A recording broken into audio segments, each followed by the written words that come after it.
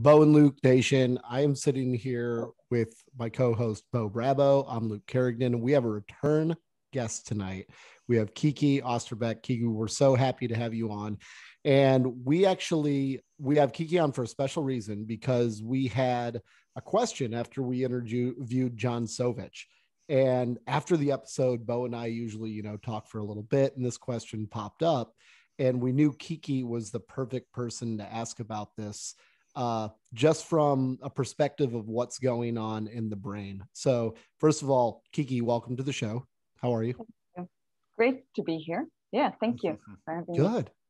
All right. So I'm just going to let this spill out of my mouth because I'm not sure of like the exact way to word it, but people will know what I'm getting to. So ego, one of the worst qualities that people can have. I think everybody has it to a certain extent, especially in different areas of their life. Like some people might have a big ego at work.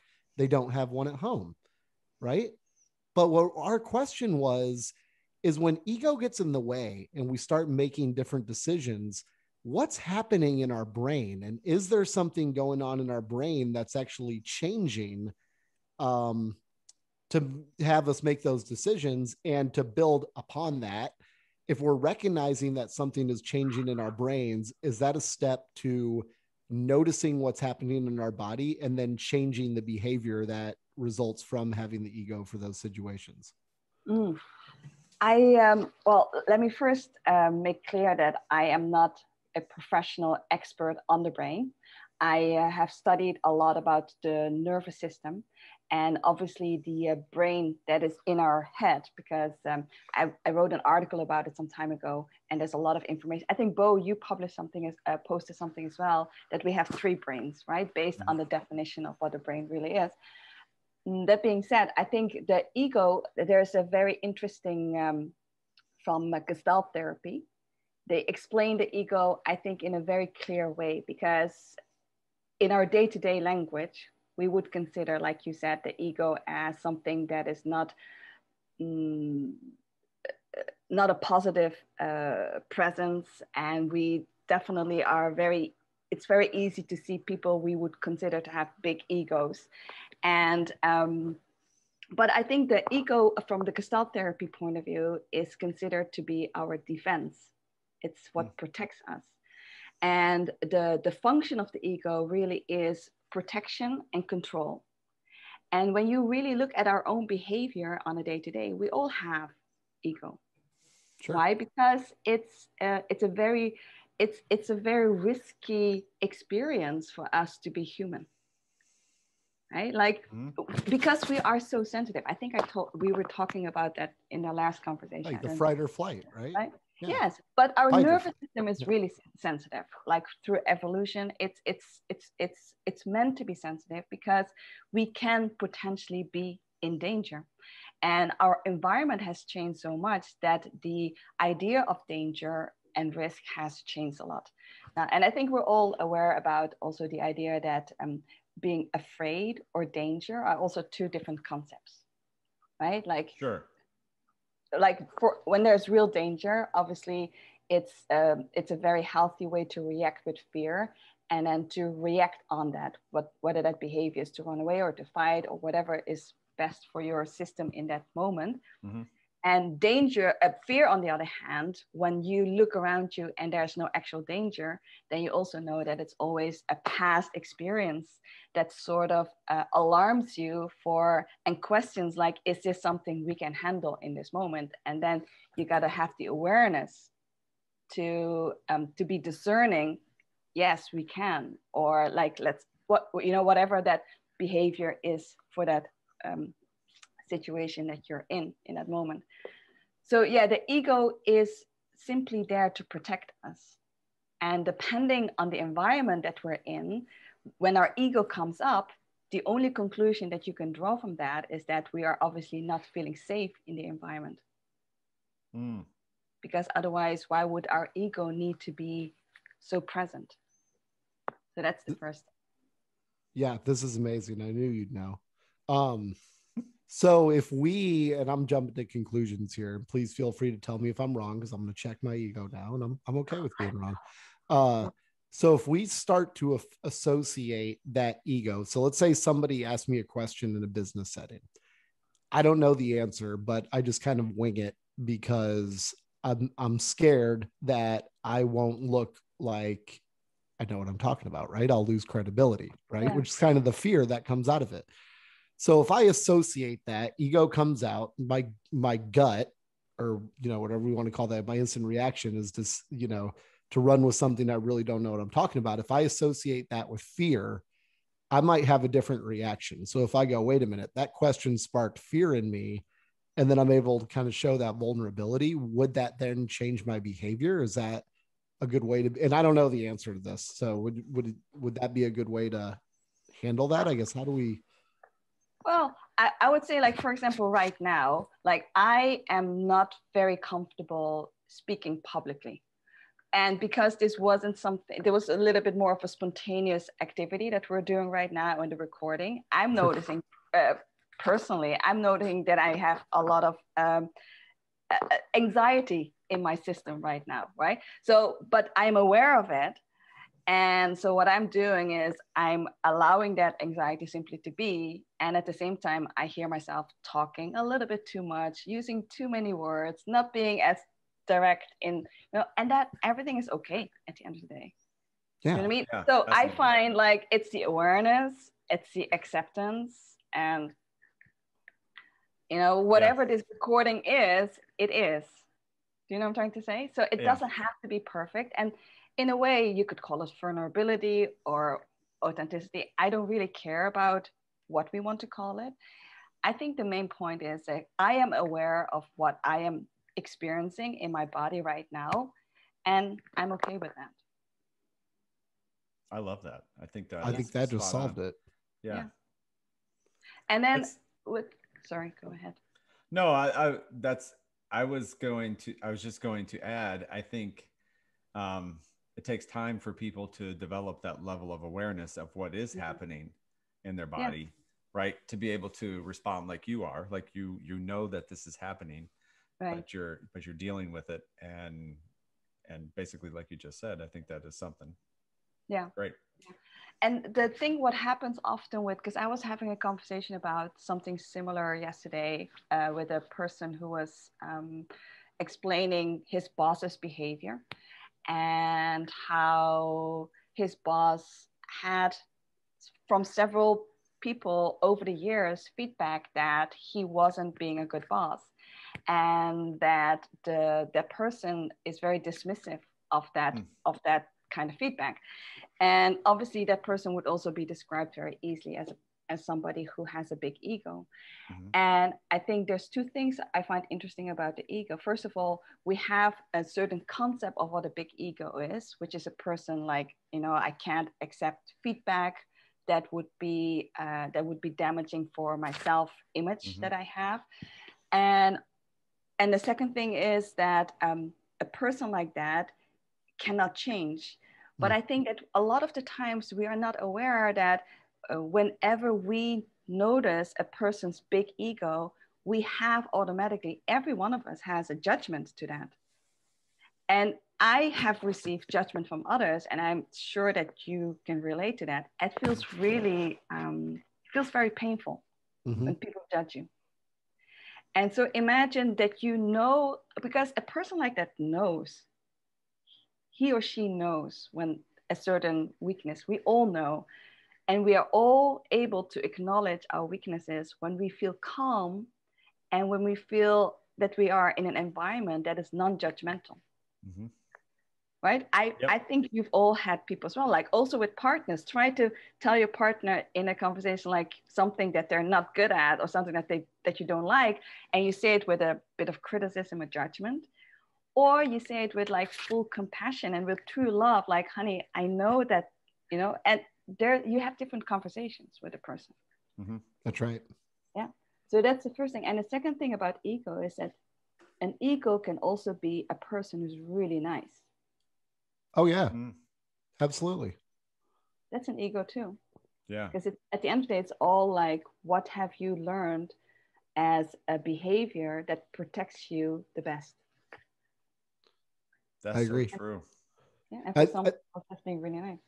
I think you really keyed in on something here that's one of the biggest barriers for somebody's personal just evolving personally, is that they're not open to change.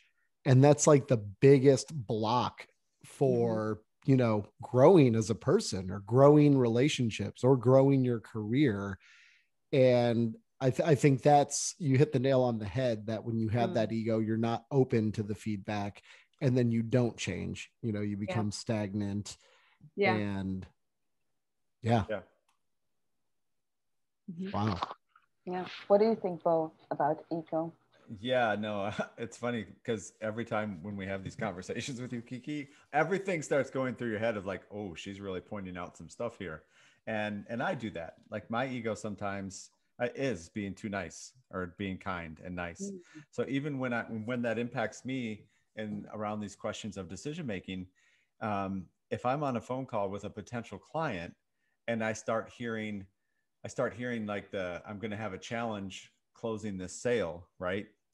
Or getting it to the next level, if you will, because I start being even more nice. And because I think now that you're talking about it, I think what I'm doing is I'm protecting myself from a rejection, right? From being rejected, and they're not going to join the program. They're not going to whatever. They're not going to come in and do business with us. So I want to salvage. It's like I'm purposely trying to salvage the relationship and the connection because I'm just nice. Right. And then I'm salvaging the relationship. I'm protecting myself. Right. That's an interesting concept. And even based on our last conversation we had with you, I started recognizing, you made the comment that we don't choose to be negative. Like being negative is not a choice.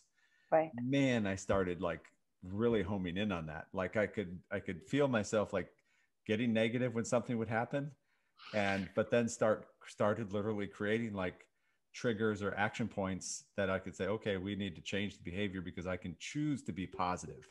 Yeah. Right. It's fascinating. It is just totally fascinating to me. Absolutely. Yeah. I have that too.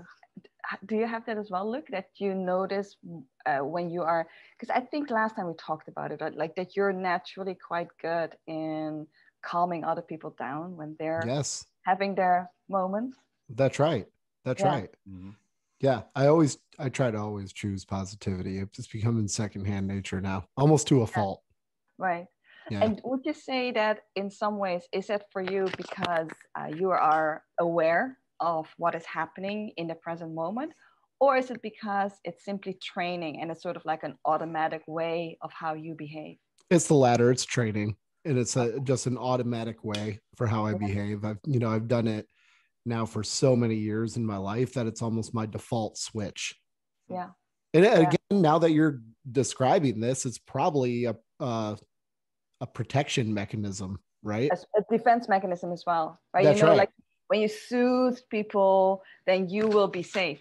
That's right. Yeah. And it puts me somewhat back in control, not only of my own emotions, but then the situation as well.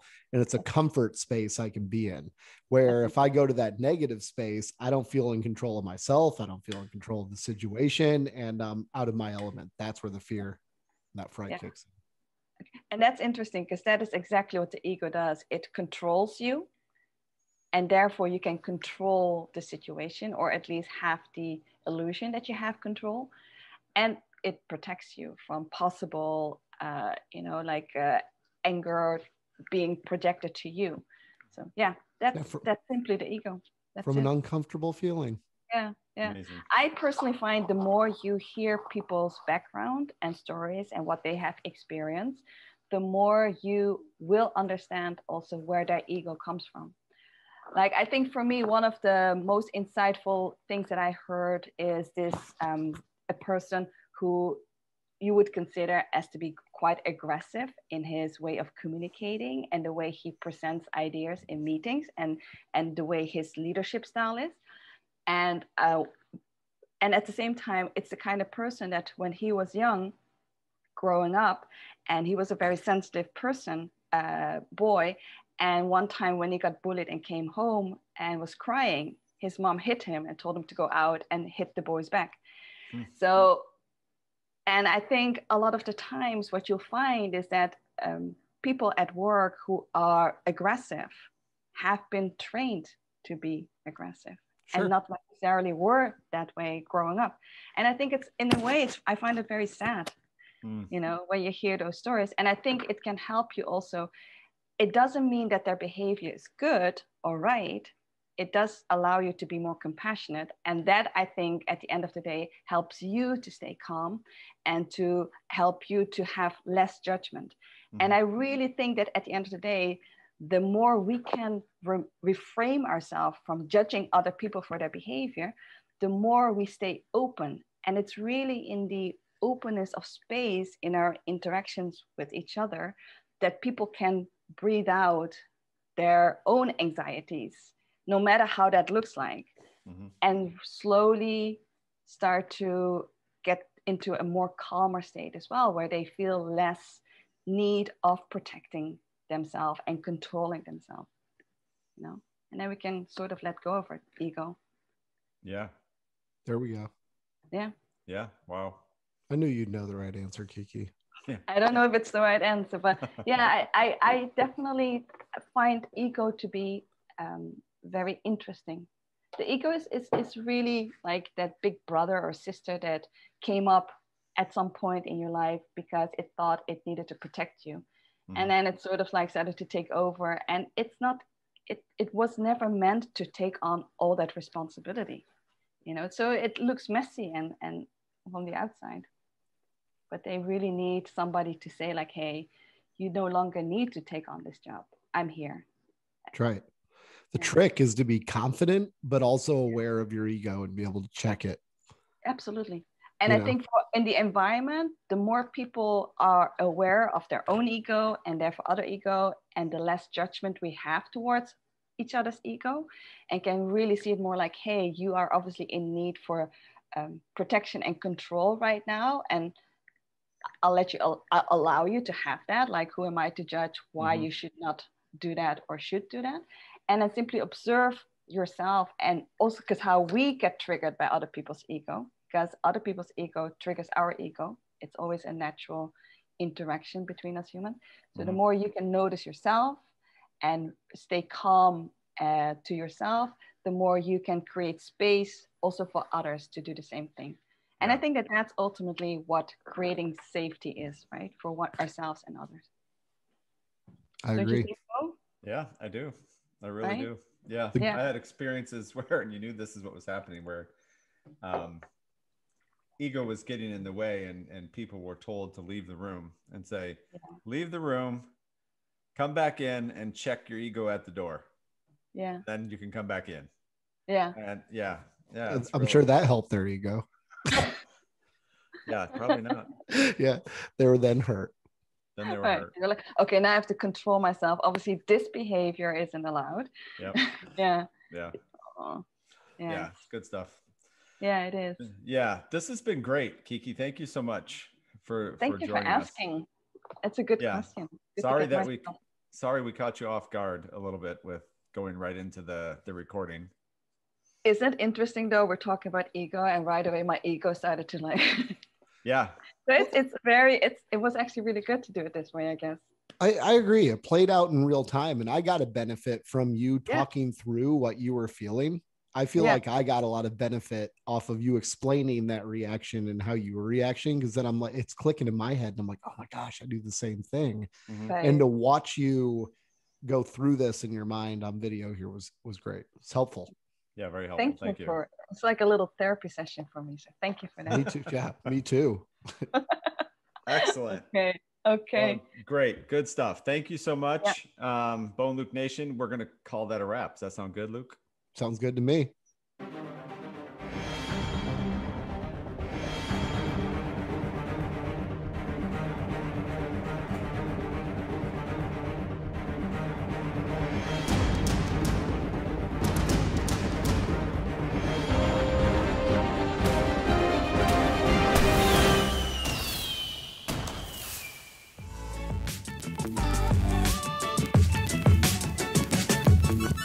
Tune in for a new episode every Thursday. You can subscribe to our email newsletter for information on upcoming guests, giveaways, and more. Rate, review, and subscribe.